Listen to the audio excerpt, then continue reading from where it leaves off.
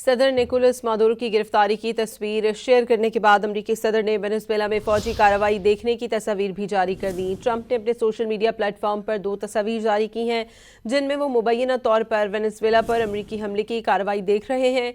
इन तस्वीर में सदर ट्रंप के साथ अमरीकी सेक्रेटरी खारजा मार्को रूबियो और वजीर जंग पीट हेग्सेथ भी नजर आ रहे हैं।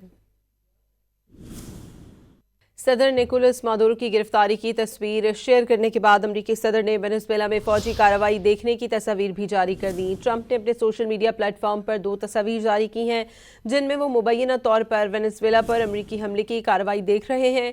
इन तस्वीर में सदर ट्रंप के साथ अमरीकी सेक्रेटरी खारजा मार्को रूबियो और वजीर जंग पीट हेग्सेथ भी नजर आ रहे हैं।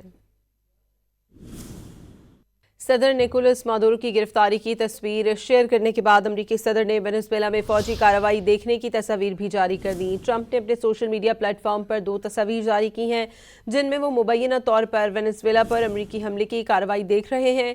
इन तस्वीर में सदर ट्रंप के साथ अमरीकी सेक्रेटरी खारजा मार्को रूबियो और वजीर जंग पीट हेग्सेथ भी नजर आ रहे हैं।